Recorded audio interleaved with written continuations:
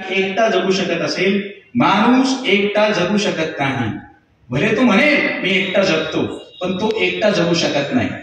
म्हणून त्याला जगण्यासाठी नातं इतकं महत्वाचं आहे की मला तर कधी कधी असं वाटतं की अन्न, वस्त्र आणि निवारा या माणसाच्या मूलभूत गरजा नाही आहेत. नातं हे माणसाची पहिली मूलभूत गरज आहे. अन्नाशिवाय तो जगेल, वस्त्राशिवाय पण तो जगेल. निवारा नसताना अनेक लोक जगतायच ना. नात्याशिवाय माणूस जगू शकणार नाही. आणि म्हणून आजच्या 25 जानेवारी 2024च्या दिवशी तुमच्यासोबत संवाद साधत असताना माझ्या लक्षात येणारी गोष्ट कुठली आहे तर माणूस ज्याच्या बळावरती जगतोय त्याच गोष्टीचं त्याला विस्मरण झालेलं आहे. त्याला वाटायला लागलंय अन्न महत्वाचं आहे, त्याला वाटायला लागलंय वस्त्र महत्वाचं आहे, त्याला वाटायला लागलंय निवारा महत्वाचा आहे, त्याला वाटायला लागलंय नफा महत्वाचा आहे, त्याला वाटायला लागलंय सत्ता महत्वाची आहे. पण त्याला लक्षातच येत नाहीये बाबा तुझ्यासाठी ऑक्सिजन इतकंच नातं महत्वाचं आहे. या नात्यापासून तू का बरं विमुख होतोयस? जगभरामधल्या वेगवेगळ्या ठिकाणचे शास्त्रज्ञ, वेगवेगळ्या ठिकाणचे तत्वज्ञ, वेगवेगळ्या ठिकाणचे अभ्यासक एका चिंतेने ग्रस्त आहेत की माणूस एकाकी का होतोय, माणसाला का बरं एकाकी व्हावं वाटतंय. हार्वर्ड विद्यापीठाने नुकताच एक अभ्यास केलाय आणि त्या अभ्यासामधला निष्कर्ष आपल्या सगळ्याच्या अंगावरती रोमांच उभा करणारा आहे. निष्कर्ष या पद्धतीचा आहे की आत्ताच्या काळाला त्यांनी दिलेलं नाव आहे एपिडेमिक ऑफ लोनलीनेस. एकाकीपणाची महामारी माणसाच्या मागे लागली. तुम्ही म्हणाल काय बोलताय सर, आम्ही कुठे एकाकी आहोत? आम्ही सगळे सोबत बसतो, आम्ही सगळे सोबत राहतो, आम्ही सगळे सोबत गप्पा मारतो. खरोखर पूर्णपणाने तुम्ही जेव्हा कुणाच्या तरी सोबत असता तेव्हा सोबत असता, कुणासोबत तरी गप्पा मारत असता तेव्हा खरोखर तुम्ही गप्पा मारत असता. गप्पा मारताना आपण गप्पा मारत नाही, सोबत करताना आपण सोबत करत नाही. जसे झोंबी असतात ना त्या पद्धतीचा समाज आपण तयार केला. झोंबी याचा अर्थ तुम्हाला माहिती आहे सगळ्यांना. झोंबीप्रमाणेच आपण कुणाशी तरी बोलत असताना आपलं तोंड बोलतं, आपलं मन बोलत नाही, आपलं अंतःकरण बोलत नाही, आपला आत्मा बोलत नाही. यामुळं शास्त्रज्ञ या निष्कर्षापर्यंत आले की एका व्यक्तीनं 15 सिगरेट पिल्यानंतर त्याच्या आरोग्याचं जितकं नुकसान होतं तितकंच नुकसान तो माणूस जर एक दिवस एकाकी राहिला तर त्याला वाटत असतं. म्हणून जपान गव्हर्नमेंट आणि नंतर ब्रिटनच्या गव्हर्नमेंटनी 2018 आणि 19 मध्ये काय केलंय तर त्यांनी मिनिस्ट्री ऑफ लोनलीनेस नावाचं मंत्रालय काढलंय. एकाकीपण आपल्या देशातल्या लोकांचं कसं दूर करायचं याच्यासाठी ब्रिटन आणि जपान मधल्या सरकारांना मंत्रालय काढावं लागलेलं आहे. भारतामधले जे लोक आहेत, भारतातल्या लोकांना मंत्रालयाची गरज नाही. का गरज नाही? कारण आपला बेस कोणता असेल तर संवाद आहे, आपला आधार कोणता असेल तर नातं आहे. आपल्याकडचा कुठलाही कार्यक्रम घ्या, नात्यांशिवाय होतो का हो? बारसं पण नात्याशिवाय होत नाही आणि मयत सुद्धा नात्याशिवाय होत नाही. मग आपण का विसरत चाललोय, का दूर चाललोय त्या नात्यापासून? दलाई लामांनी 2006 मध्ये एक कविता लिहिली होती. मी तिच्या तपशिलामध्ये थोडा बदल करून ती कविता तुमच्या समोर ठेवतोय. दलाई लामा असं म्हणाले होते, आपल्या काळात इमारतींची उंची वाढली पण माणुसकीची कमी झाली, रस्ते रुंद झाले पण दृष्टी अरुंद झाली, खर्च वाढला आणि मिळकत कमी झाली, औषधी भरपूर पण आरोग्य कमी झालं, माहितीचे डोंगर जमले पण नेमकेपणाचे झरे अटले, पदव्या स्वस्त आणि शहाणपण महाग झाले. आपल्या जगण्यात वर्षांची भर पडली पण वर्षात जगण्याची भर पडत नाही. आपलं राहणीमान उंचावलं पण जगणं दळभद्री होत गेले. अरे आपण चंद्रावर जाऊन आलो पण आजारी आईला काही आपल्याला भेटणं होत नाही. कधी चंद्र, कधी सूर्य, कधी मंगळ, बाहेरचा परिसर आपण जिंकत चाललो आहोत पण आतल्या हारण्याचं काय? हवा शुद्ध करण्यासाठी आटापिटा पण आत्म्याच्या गुदमरण्याचं काय? आपण दिवसेंदिवस उंच उंच उंच होत चाललोय. म्हणून हा काळ उंच माणसांचा पण खुजा व्यक्तिमत्वांचा, उदंड नात्यांचा पण उथळ असणाऱ्या संवादाचा. दिखाव्याच्या खिडकीत आपण खूप काही मांडलंय पण आपली काळजाची खोली किती रिकामी आहे? या काळजाच्या खोलीकडे आपण कधी परतणार आहोत? या काळजाच्या खोलीकडे जर आपल्याला परतायचं असेल मित्रांनो तर त्याच्यासाठीचा मार्ग कोणता आहे तर त्याच्यासाठीचा मार्ग मैत्र आहे. मैत्रशिवाय दुसरा कोणताही मार्ग नाही. मी ज्या अर्थानं मैत्र हा शब्द वापरतो आहे त्यामध्ये मला अपेक्षित आहे मैत्र म्हणजे काय? Sense of belonging. मैत्र म्हणजे काय? मैत्र म्हणजे असं नातं जे तुमच्या पृथ्वी, आप, तेज, वायू, आकाश यापासून पंचमहाभूत बनलेले आहे पण जे ब्रह्मांडामध्ये आहे तेच तुमच्या पिंडामध्ये सुद्धा आहे. या पिंडाचं ब्रह्मांडाशी जे नातं तुम्हाला शोधायचा आहे, त्याच्यासाठी मी मैत्र असा शब्द वापरतो आहे. हे मैत्रीतलं आहे, याची चर्चा आपल्याला करायची आहे. हा माझ्या व्याख्यानाचा दुसरा टप्पा असणार आहे. या दुसऱ्या टप्प्यावरती का आवश्यक आहे नातं आणि कशासाठी आवश्यक आहे नातं, तुमच्या माझ्या घरामध्ये आपण वळून बघूया. मी जेव्हा घराबद्दल बोलेल त्याच्यामध्ये मी सुद्धा समाविष्ट असेल. मी जेव्हा टीका करेन तेव्हा पहिली टीका मी माझ्यावर करेन आणि नंतर ती तुमच्यावर केलेली किंवा एकंदरीत समाजमनावर केलेली टीका असेल, हे तुम्ही लक्षात घेतलं पाहिजे. आपल्या घराघरामध्ये नवरा बायकोचं नातं कुठल्या पद्धतीचं राहिलं? तुम्ही असं म्हणाल संक्रांतीच्या दिवसात बोलताय सर तुम्ही, छानच असतं की नातं. नवरा आणि बायकोचं आदर्श नातं म्हणजे आमच्या घरात बरोबर का लक्ष्मी नारायणासारखं जोड आहे.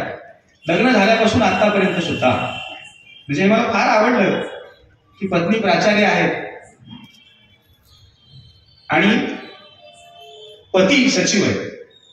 त्याहून जास्त मला आवडलं मोकळेपणाने त्यांनी कबूल केलं की ती माझी पत्नी आहे, मागे बसलेले उत्तम कॉलेज चालवते. म्हणजे आपल्याकडं आपल्या समाजामधल्या नवऱ्याला इतक्या मोकळेपणानं बायकोचं कौतुक करता येत नाही बरं का, नाही करता येत. ओशो असं म्हणाले होते की नवरा आणि बायको म्हणजे युद्धभूमीवरचे दोन पक्ष. फक्त युद्धामध्ये रक्त सांडलं जातं, इथं रक्त सांडलं जात नाही इतकंच. काय परिस्थिती आहे नवरा आणि बायकोच्या नात्याची, याचा विचार आपण दुसऱ्या कुणाच्या घरात बिग बॉसच्या घरात जाऊन नाही करायचा. तुमच्या आणि माझ्या घरामध्ये गेल्याच्या नंतर खरोखर नवऱ्याचं बायकोवरती आणि बायकोचं नवऱ्यावरती प्रेम आहे का? आणि नवरा बायकोकडे काय म्हणून बघतो तर उत्तम पद्धतीचं एक हॉटेल म्हणून. असं जर दोघांमधलं नातं असेल तर मैत्र कुठं आहे? हे खोटं नातं आहे. भले तुमची अॅनिव्हर्सरी साजरी करण्यासाठी मोठं फंक्शन घ्या, प्रचंड मेसेज येऊ दे, पण हे सगळं नातं खोटं आहे. तुम्हाला तुमच्यामधलं मैत्र शोधावं लागेल. आणि हे जर मैत्र शोधायचं असेल तर फक्त बायकोसोबतचं नातं चांगलं ठेवून जमणार नाही. तुम्हाला बायको आयुष्यात येण्या अगोदर तुमचं कोणासोबत नातं होतं, आईसोबतचं नातं कसं आहे आणि वडिलांसोबतचं नातं कसं आहे, काय परिस्थिती आहे आई वडिलांसोबतच्या नात्याची. आता बापासोबतचं नातं कसं असावं हे सांगणारा एक चित्रपट धुमाकूळ घालतोय सध्या. आता इतका धुमाकूळ घालतोय, एकीकडे आपण भारतीय तत्वज्ञान, भारतीय संस्कृती, तिच्या श्रेष्ठत्वाचे गोडवे गातोय आणि दुसरीकडे मात्र आपण हे बघतोय की एक जो चित्रपट कशाचं उदात्तीकरण करतोय, अल्फा मेल असणं म्हणजे काय. एक चित्रपट कशाचं उदात्तीकरण करतोय, तुम्हाला जर प्रचंड संताप आला तर तुम्ही सगळ्या लोकांच्या समोर तुमच्या बायकोवरती जर बलात्कार केला तर तुमचा संताप कमी होऊ शकतो. आणि आपण हे निमूटपणानं सगळं बघतो. तरुण पिढी तो सिनेमा डोक्यावरती घेते आणि आपल्याला त्याचं काही वाटत नाही. एका मुलाचं एका बापासोबत असणारं नातं या पद्धतीचं असतं की जो बाप आहे त्या बापापुढे मी स्वतः कसा योग्य आहे हे प्रूव्ह करण्याचा प्रयत्न मुलगा करतो आणि सरतेशेवटी तो प्रूव्ह करतो. हा सिनेमा 1000 कोटी कमावतो.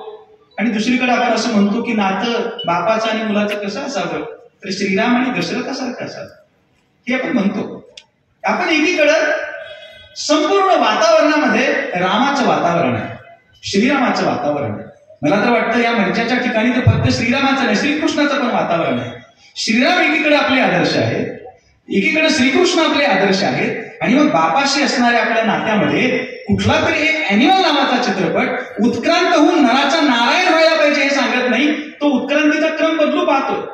म्हणजे उत्क्रांतीचा क्रम आहे माकड ते वानर, वानर ते नर, नर हा टप्पा अंतिम टप्पा नव्हे. या टप्प्याकडून नारायणाकडे जायचं आहे. एखाद्या बुद्धाला नारायण होता आलंय, एखाद्या माऊलीला नारायण होता आलंय, सगळ्यांना अजून नारायण होता आलेलं नाहीये. प्रत्येकाने नारायण होणं हा उत्क्रांतीचा उत्कर्ष बिंदू असणार आहे. पण सिनेमा आपल्याला सांगतोय की नराचा नारायण व्हायचं नाही, नराचा तुला वानर म्हणून जायचंय, तुला मागे जायचंय, उत्क्रांतीचा क्रम तुला बिघडवून टाकायचा आहे. याच्याकडे आपण कसं बघणार आहोत? हे मुलाचं आणि वडिलाचं नातं असू शकतं, या पद्धतीचं नातं असू शकतं. बघा वेगवेगळे अभ्यास काय सांगतात, त्यातल्या एका अभ्यासाचा मी तुम्हाला दाखला देतो. मला अशी विनंती करायची आहे, तुमच्यापैकी जे तरुण वर्ग असतील आणि ज्यांना वाचायला आवडतं, अजूनही वाचायला आवडतं, त्या तरुणांना माझी विनंती असणार आहे की त्यांनी 20व्या शतकामधले काही लेखक नक्कीच वाचले पाहिजे. भगवद्गीता वाचाच, ज्ञानेश्वरी आवर्जून वाचा, तुकोबांच्या गाथेला दूर सारू नका. तुम्ही नामदेवांना एकनाथांना कवटाळून घ्या, पण हे सगळं करतानाच तुम्ही जे जे पाश्चात्य तत्वज्ञ आहेत, जे जे पाश्चात्य मानसशास्त्रज्ञ आहेत त्यांना पण अवेरू नका. त्यांना तुमच्या सिलेबस मधून आणि तुम्ही त्यांना तुमच्या आयुष्यातून वगळून टाकू नका. म्हणून मी त्या तत्वज्ञाचं नाव घेतोय. मला स्वतःला 20व्या शतकातला तो श्रेष्ठ तत्वज्ञ वाटतो. त्याचं नाव आहे एरिक फ्रॉम. तो म्हणतो की वडील आणि मुलगा यांच्यातलं नातं कुठल्या पद्धतीचं असतं. त्यानं वापरलेली टर्म आहे फादरली लव्ह, म्हणजे पितृप्रेम. पितृप्रेम कुठल्या पद्धतीचं असतं त्याचं विश्लेषण असं सांगतं की एक बाप जेव्हा आपल्या मुलावरती प्रेम करतो that is a conditional love. ते अटीयुक्त प्रेम असते. जगातला कुठलाही बाप मुलावरती प्रेम करत असताना अटी टाकूनच प्रेम करत असतो. कधी त्या अटी तोंडी सांगतो, कधी त्या अटी लेखी दाखवतो, तर कधी त्या अटी त्याच्या व्यवहारामधून दिसतच असतात.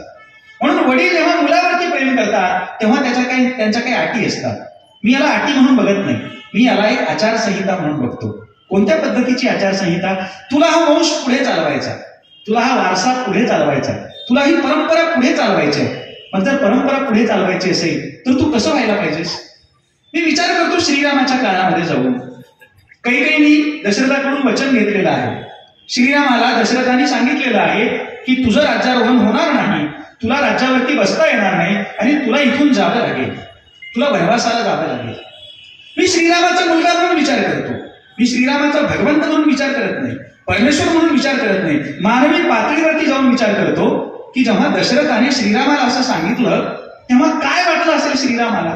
उद्या माझं राज्यारोहण होणार आहे आणि माझ्या राज्यारोहणासाठीची परिस्थिती सगळी अनुकूल असताना माझे पिताश्री मला वनवासात जायला सांगतायत. बिलकुल नाही, मी नाही जाणार. पण श्रीराम असं म्हणत नाहीत. आणि श्रीराम काहीही न म्हणता वडिलांच्या आज्ञेचं, वडिलांच्या आग्रहाचं पालन करून सरळ वनवासामध्ये जायला निघतायत. हे श्रीराम म्हणजे कशा पद्धतीचं मुलाचं आणि वडिलांचं नातं असतं ना याचे आदर्श आहेत. कारण दशरथाने एक कोड ऑफ कंडक्ट, एक आचारसंहिता संस्कारातनं घालून दिलेली आहे. कोणते संस्कार आहेत? कोणता वंश आहे? हा भरत वंश आहे. आणि या भरत वंशाची परंपरा कोणती आहे? प्राण जाय तर वचन न जाय. आणि म्हणून या वंशाची परंपरा तुला चालवायची आहे. तू माझा मुलगा आहेस म्हणजे तू केवळ माझा जेनेटिकल एंटिटी नाही आहे, त्यापेक्षा पण संस्काराच्या रूपातनं तुला सिद्ध करावं लागेल की तू माझा मुलगा आहेस. आणि श्रीराम ते सिद्ध करण्याचा प्रयत्न करत आहेत. हे त्याच भारतामध्ये घडतं ज्या भारतामध्ये माझ्या वाट्याची सत्ता मला मिळत नाही. म्हणून कोणते कोणते प्रयोग होतात हे तुम्ही बघताय ना. हे वर्तमान झाले, तुर्तास राजकारण, फिरते दुकान झाले. हे त्याच श्रीरामाच्या भूमीमध्ये घडत आहे, त्याच श्रीकृष्णाच्या भूमीमध्ये घडत आहे. हे काय घडतंय? कारण वडील होणं म्हणजे काय आणि मुलगा होणं म्हणजे काय हे आपल्या लक्षात आलं नाही. लग्न होतं, मधुचंद्राची रात्र होते, मुलं जन्माला येतात म्हणजे कुणी पालक होत नसतं. दुकान काढून मालक होता येईल, गाडी घेऊन चालक होता येईल, पालक होणं इतकं सोपं नाही.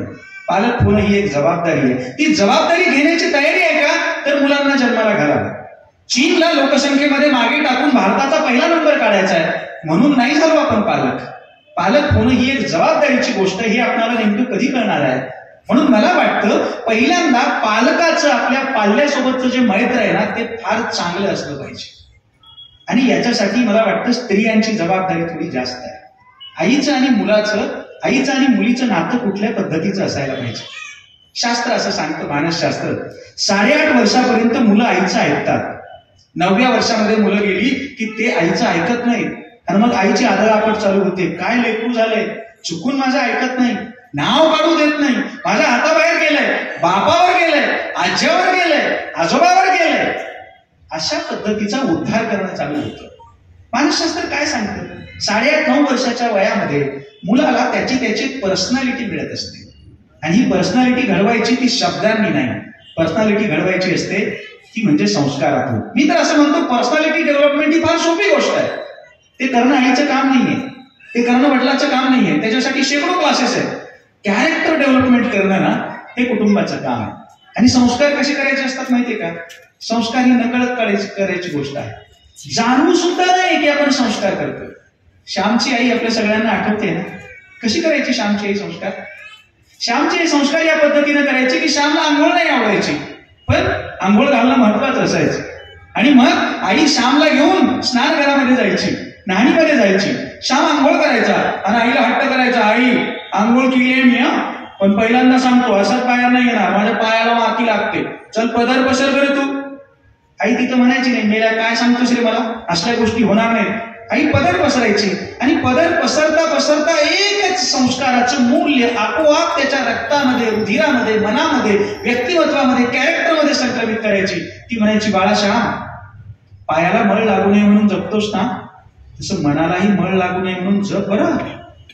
यातनं साने गुरुजी जन्माला येत असतो. श्यामची आई झाली नसती तर साने गुरुजींचा जन्म शक्य नाही. मग साने गुरुजींचं आणि श्यामचं जे काही नातं तयार होऊ शकलं, श्याम मधून साने गुरुजी तयार होऊ शकले, ही आई, श्यामची आई आणि श्याम या दोघांमधलं जे मैत्र जुळलं ना, त्या दोघांच्या माध्यमातून. तुम्हाला असं वाटेल हे फार जुन्या काळातलं बोलतोय मी, नव्या काळात असं होत नाही. नाही, अपवाद नक्कीच आहे. संजय चौधरी नावाचे माझे आवडीचे कवी आहेत. त्यांची दागिना नावाची एक कविता आहे, आताच्या काळाला लागू होणारी कविता आहे. आई आणि मुलीमधलं मैत्र कुठल्या पद्धतीचं असायला पाहिजे. त्या कवितेची पार्श्वभूमी या पद्धतीची आहे की मुलीच्या शाळेमध्ये पॅरेंट्स मीटिंग आहे, ज्याला आजकाल एटीएम सारखं पीटीएम म्हणायची पद्धत आपण काढली, पॅरेंट टीचर मीटिंग. पीटीएम साठी आईला बोलवलेलं आहे आणि मुलगी घरी आली आहे. डबा खायच्या वेळेस मैत्रिणींनी गप्पा मारल्या आणि गप्पा मारून घरी आल्या आल्या ती आईला असं म्हणते की तुला यायचं बरं का पीटीएमला. पण पीटीएमला येत असताना ती काही मागण्या करते आईकडे. पहिल्यांदा ती काय म्हणते आहे, आई ग तू अंगठी का नाही घालत हिऱ्याची, छान छान खड्याची. पहिलं काय म्हणते, आई ग तू अंगठी का नाही घालत हिऱ्याची, छान छान खड्याची. आई म्हणते, बछड्या तूच धर माझं बोट तुझ्या इवल्यावल्या बोटांनी. झाली काय अंगठी. मुलगी परत म्हणते, आई ग तू माळ का नाही घालत सोन्याची पिवळी धम्म गळावर. ती परत म्हणते, बाळा अरे तूच तुझ्या इवल्या हाताने मार मला घट्ट मिठी. हा झाला की मौल्यवान हार.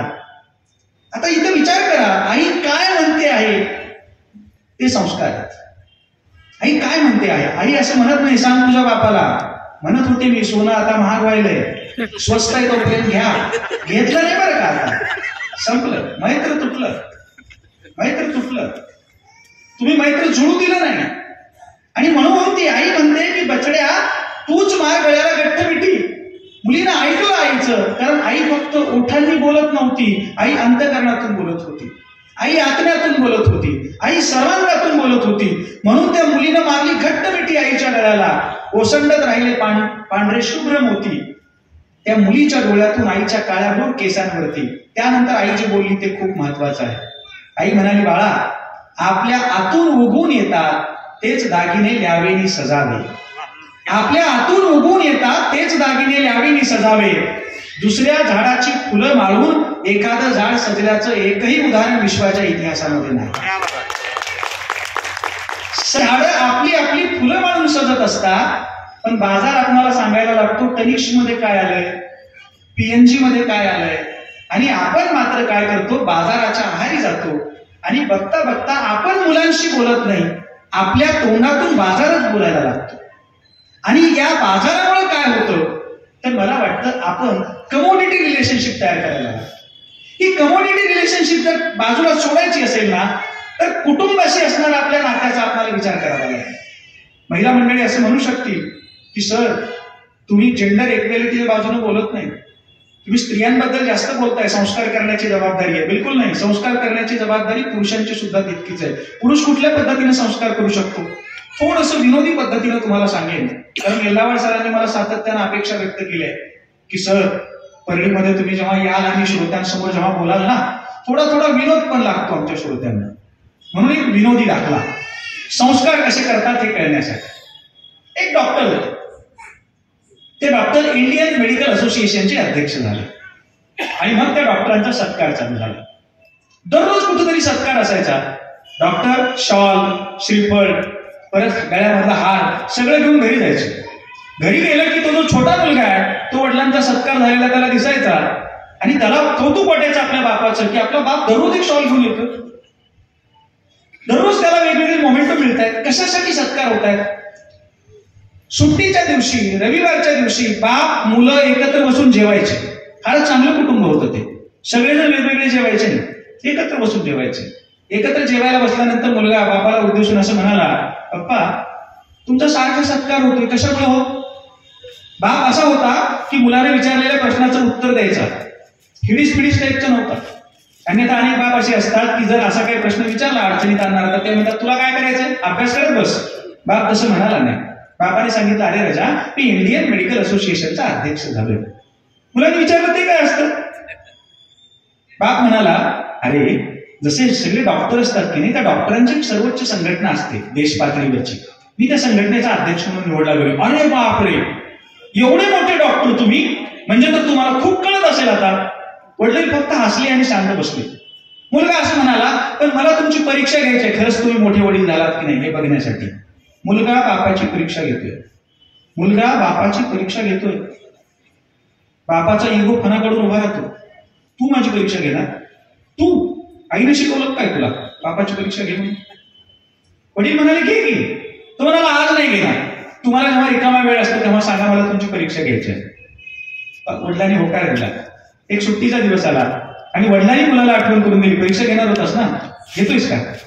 तो म्हणाला, घेणार आहे परीक्षा, पण इथं नाही, मी म्हणेल तिथं. वडिलांना असं वाटलं की डॉक्टरकीशी निगडीत असणारा प्रश्न विचारणार आहे, म्हणजे एकतर प्रयोगशाळेमध्ये घेऊन जाईल, खूपच झालं तर ग्रंथालयात घेऊन जाईल. वडिलांनी निघायची तयारी केली. मुलगा त्यांना ना प्रयोगशाळेमध्ये घेऊन गेला ना ग्रंथालयात घेऊन गेला. मुलगा त्यांना घेऊन गेला एका भंगारच्या दुकानात. नेमका भंगारच्या दुकानाच्या पुढे थांबल्याबरोबर वडील म्हणाले, काय इथं परीक्षा घेणार आहेस तू? मुलगा म्हणाला, हो. का तुमची तयारी नाही? वडील म्हणाले, अरे असं थोडीच आहे, जिथे घ्यायची असेल तिथं घे ना. भंगारच्या दुकानाच्या मध्ये गेले आणि मध्ये गेल्याबरोबर मुलगा वडिलांना उद्देशून असं म्हणतो, पप्पा नीट आहे का, मी तुम्हाला 2 प्रश्न विचारणार आहे. 2 प्रश्नांची जर उत्तरं तुम्हाला आली तर मग पापा द ग्रेट, पण जर 2 प्रश्नांची उत्तरं तुम्हाला आली नाही तर मग मात्र सगळ्या जगाच्या पुढे जेव्हा जेव्हा तुमचा सत्कार यापुढे होईल ना, तेव्हा तेव्हा तुम्ही सांगाल, पापा द ग्रेट नाही, बेटा द ग्रेट. कबूल आहे? वडिलांनी मान्य केलं. भंगारच्या दुकानामध्ये गेल्याच्या नंतर मुलगा पहिला प्रश्न विचारतोय, पप्पा ही माशी तुम्हाला दिसते? वडील म्हणाले, हो. ही माशी तुम्हाला दिसते? वडील म्हणाले, हो. मला सांगा, या माशीपैकी नर माशी कोणती आणि मादी माशी कोणती? आता माशी मधला लिंगभेद कसा ओळखायचा? वडिलांनी 5 मिनिटं विचार केला, 10 मिनिटं विचार केला, 15 मिनिटं विचार केला. त्यांना लक्षात आलं, या प्रश्नाचं उत्तर आपल्याला येत नाही. खूपच मोठ्या काळजाचा बाप होता तो, खूपच मोठ्या काळजाचा. कोणत्या बापाचं काळीज मोठं असतं? ज्याला पोराच्या प्रश्नाचं उत्तर येत नाही ते मोकळेपणानं कबूल करता येतं. येणारी प्रत्येक जनरेशन मागच्या जनरेशनच्या तुलनेमध्ये इंटलेक्च्युअली साऊंड असते, इंटलेक्च्युअली हायर असते, हे त्या बापाला माहिती होतं. म्हणून बाप म्हणाला, नाही याचं उत्तर येत नाही. हारलात म्हणून कबूल आहे तुम्हाला? मान्य आहे तुम्हाला तुम्ही हारलात म्हणून? वडील म्हणाले, हो रे, पण तू उत्तर तर दे ना एकदा आता, मग मी कबूल करतो मी हारलो म्हणून. आणि मग मुलाने उत्तर द्यायला सुरुवात केली. काळजीपूर्वक ऐका बरं का, मुलगा काय उत्तर देतोय. मुलगा असं म्हणतोय, पप्पा ही जी माशी दिसते ना, ही नर माशी आहे बरं का, आणि ही जी माशी दिसते ना, ही मादी माशी आहे. अरे असं कसं? जर विज्ञानाचा विद्यार्थी असतील तर तुला प्रमाण द्यावं लागेल ना, कशामुळे? तू पटवून सांग कशामुळे. मुलगा म्हणतो, थांबा हो पप्पा, तुम्हाला मुळे धीरच नाही, सांगणार आहे ना, मी सांगणार आहे. ही जी माशी आहे ना, ही नर माशी, आणि ही जी माशी आहे ना, ती मादी माशी. असं मी म्हणालो. ही मादी माशी कशासाठी आहे माहितीये का? बघा बघा, नीट बघा, ती कुठं बसली होती? ती आरशाच्या काचावर बसली होती, म्हणून ती मादी माशी आहे. आणि नर माशी, अहो बघा ना पप्पा, ती दारूच्या बाटलीच्या काचावर बसली आहे. त्याच्या घरात नसेल बघितली त्याने दारूची बाटली, किंवा बहुधा नसेल बघितलं आरशाच्या समोर आईचं उभं राहणं. पण मुलं फक्त घरातच बघत नसतात, त्यांचं जे एक्सटेंडेड फॅमिली असते त्या कुटुंबातली प्रत्येक गोष्ट बारकाईनं बघत असतात मुलं. अशा वेळेस त्या मुलांमध्ये असणारी कुतूहल नावाची जी क्षमता आहे, त्या क्षमतेचं शमन आम्ही कसं करणार आहोत? त्या मुलांशी मोकळेपणाने बोलणार आहोत की नाही? त्या मुलांना नुसत्या पुस्तकातल्या गोष्टी सांगून जमणार नाही. त्या मुलांना आपल्याला आयुष्यातल्या गोष्टी सांगाव्या लागतील, मुलांच्या मेमरीज तयार करावे लागतील, मुलांचे सेलिब्रेशन तयार करावे लागतील. जी मुलं आपल्या वाट्याला आलेली आहेत आपली पाल्य म्हणून, ती ज्ञानेश्वरांच्या काळातली नाही, ती श्रीकृष्णांच्या काळातली पण नाही, ती श्रीरामाच्या काळातली पण नाही. दशरथ भाग्यवान होता की जुन्या काळामध्ये श्रीराम त्याच्या पोटी आले होते. आज दशरथांच्या पोटी श्रीराम जन्माला आले असते का? नाही, कल्पना नाही. म्हणून आपण विचार केला पाहिजे की आपलं जे मैत्र आहे ते आपल्या मुलाशी आपण कुठल्या पद्धतीने जोडणार आहोत. कारण कुटुंबाशी असलेलं जे मैत्र आहे ना, ते मला सगळ्यात जास्त महत्वाचं वाटतं. मी नेहमी असं मानणाऱ्यांपैकी आहे, कुटुंबाने नुसतं धर्मशास्त्र शिकवू नये, कुटुंबाने नागरिकशास्त्र सुद्धा शिकवलं पाहिजे. आपली अडचण अशी झाली आहे की आपण असं मानायला लागलो कुटुंबाने फक्त धर्मशास्त्र शिकवायचं, मग नागरिकशास्त्र कोण शिकवणार आहे? नुसतं धर्मशास्त्र शिकलं म्हणजे वाहतुकीची समस्या नाही सुटत. मला भारत पाकिस्तान, भारत चीन यांच्या सीमेवरच्या समस्येपेक्षा पण मोठी समस्या ही ट्रॅफिकची समस्या वाटते. तुम्ही कुठल्या पण शहरातून जायचा विचार करा, कुठल्याही चौकात जायचा विचार करा, तुम्ही मानसिक दृष्ट्या सुस्थिर अवस्थेमध्ये ना घरी जाऊ शकता ना कार्यालयामध्ये जाऊ शकता. तुमचा संताप होणारच, तुमची चिडचिड होणारच. येणाऱ्या काळामध्ये आपले रस्ते मोठे होणार नाही हे तर तुमच्या लक्षात येतं. भले विकासाच्या कितीही गप्पा मारल्या तरी रस्ते मोठे होणार नाही. जर रस्ते मोठे होत नसेल तर पोरांचं काळीज आपल्याला मोठं करायला शिकलं पाहिजे. किती फास्ट जायचंय बाबा तुला, कुणाला तरी जाऊ दे ना, काय फरक पडणार आहे आता. म्हणून slow learning, slow earning, slow walking ह्या गोष्टी पण आपण मुलांना शिकवल्या पाहिजेत. जपान सारख्या देशामध्ये आता प्रयोग होत आहेत ते म्हणजे स्लो सिटीज तयार करण्याच्या. ते स्मार्ट सिटीज तयार करत नाहीयेत, ते स्लो सिटीज तयार करतायत. कुठलं शहर म्हणजे स्लो सिटी असेल आता? ज्या शहरामध्ये लोक वाहन वापरणार नाहीत, ज्या शहरामध्ये लोक चालत निघतील, वाहनच वापरायचं झालं तर सायकल वापरतील. त्या शहरामध्ये जे लोक आहेत ते पिझ्झा खाणार नाहीत, ते मॅकडॉनल्डच्या हॉटेलमध्ये जाणार नाहीत, तर ते लोकल फूड खातील, आपल्या घरी बनवलेलं. आपल्या आजूबाजूतून येणारं जे अन्न आहे ना ते अन्न ते खातील. एवढंच नव्हे, ते जे लोक आहेत ना त्यांच्याकडं जे बोलणं आहे ना ते स्लो टॉकिंग आहे. गरज असेल तेव्हाच ते बोलतील, गरज नसताना बोलणार नाही, गरज नसताना कुणाला शुभेच्छा देणार नाही. अन्यथा दिवाळी आली तरी आपण व्हॉट्सअपला शुभेच्छा पाठवतो आणि नागपंचमी आली तरी आपण शुभेच्छा पाठवतो. नागपंचमी हा सुद्धा व्हॉट्सअपला शुभेच्छा पाठवायचा सण आपण केलाय, कारण अखंड अतिशयोक्त बोलणं म्हणजे आपल्याला संवादासाठी महत्वाचं वाटायला लागलंय. मला वाटतं की संवाद आपल्याला मैत्री टिकवायचं असेल, नातं टिकवायचं असेल तर शब्दांची भाषा पुरेशी नाही. दोन भाषा आपल्याला जमल्या पाहिजेत कौटुंबिक पातळीवरती. पहिली भाषा आहे मौनाची भाषा, दुसरी भाषा आहे स्पर्शाची भाषा. नव्या पिढीला आपल्याला शिकवावं लागणार आहे नुसता स्क्रीन टच महत्वाचा नाही, स्किन टच सुद्धा तितकाच महत्वाचा आहे. मुलांना नुसती पुस्तकं वाचायला शिकून जमणार नाही. मुलांना बापाच्या पायावर पडलेल्या भेगा आणि आईच्या हाताला पडलेले घट्टे जे आहेत ना ते सुद्धा वाचायला आपल्याला शिकवावं लागेल. त्याची तयारी तुम्ही आणि मी पालक म्हणून करणार आहोत की नाही, पाल्य म्हणून करणार आहोत की नाही, यावर ठरेल की आपलं मैत्र जुळणार आहे का जुळणार नाही. हे मैत्र आपल्याला जुळवायचंय का नाही हे आपल्याला बघावं लागेल. कुटुंबाशी असणारं नातं हे मला बेसिक नातं वाटतं, पण याच्या पुढे मी जातो आणि मी विचार करतो पुढचं नातं कोणतं असतं ज्याचा प्रभाव व्यक्तीच्या आयुष्यावरती असतो. ते नातं असतं मैत्रीचं, ते नातं असतं मित्राचं. मला स्वतःला तर नेहमी असं वाटत आलंय बाकीची सगळी नाती आपण निवडू शकत नाही. तुमच्यापैकी काही भाग्यवान असतील ज्यांना नवरा बायकोचं नातं स्वतः निवडता आलं असेल. मला माहित नाही सचिव साहेबांचं प्राचार्यांचं काय आहे, पण मैत्रीचं नातं असं आहे की जे तुम्ही स्वतः निवडता. मित्र तुम्ही स्वतः निवडता. माझ्या एका आवडत्या कवीची आवडती ओळ आहे. तो म्हणतो मित्र असतो आपलाच एक अवयव पण दुसऱ्या आईच्या पोटी जन्माला आलेला. माझं माझ्या अवयवावरती जितकं प्रेम आहे तितकंच प्रेम माझं माझ्या मित्रावरती आहे का? आणि जर मला मित्र निवडायचा असेल तर माझ्याच धर्माचा निवडावा हा आग्रह जमत नाही, माझ्याच जातीतला निवडावा हा आग्रह जमत नाही, माझ्याच पंथातला निवडावा हा आग्रह जमत नाही, माझ्याच परिस्थितीतला निवडावा हा आग्रह जमत नाही. मी तर नेहमी आग्रह करतो तरुण वयामध्ये माणसाने वेगळ्या धर्माची, वेगळ्या जातीची, वेगळ्या पंथाची, वेगळ्या आर्थिक परिस्थितीमधली मित्रमंडळी जमवली पाहिजे. ती त्यांची खरी खुरी संपत्ती आणि समृद्धी असते. जेव्हा जेव्हा वेगळ्या धर्मातली, वेगळ्या जातीतली, वेगळ्या पंथातली, वेगळ्या परिस्थितीतली मित्रमंडळी आपण जमवतो तेव्हा तेव्हा एखाद्या धर्माचा मला संताप येतो, पण मी त्या धर्माच्या नावाने शिवी देत नाही. जातीचा राग येतो, मी जातीच्या नावाने शिवी देत नाही. मला पंथाबद्दल पण काहीतरी संताप मनात येतो, मी पंथाच्या नावाने शिवी देत नाही. कारण ही दिलेली शिवी त्या धर्माला, जातीला, पंथाला लागेल का नाही माहित नाही, ती माझ्या मित्राला लागणार असते आणि मित्राला शिवी नसते द्यायची. म्हणून आपण खरं मैत्री जोडणार आहोत का, खरी मैत्री आपण करणार आहोत का, का इथं पण आपण बाजाराला मध्ये येऊ देणार आहोत? बाजार आजकाल असं सांगायला लागलेला आहे इतके लाख लोक तुम्ही जमवा फेसबुक वरती म्हणजे आपलं कल्याण होईल. कोणते लोक जमणार आहेत तिथं?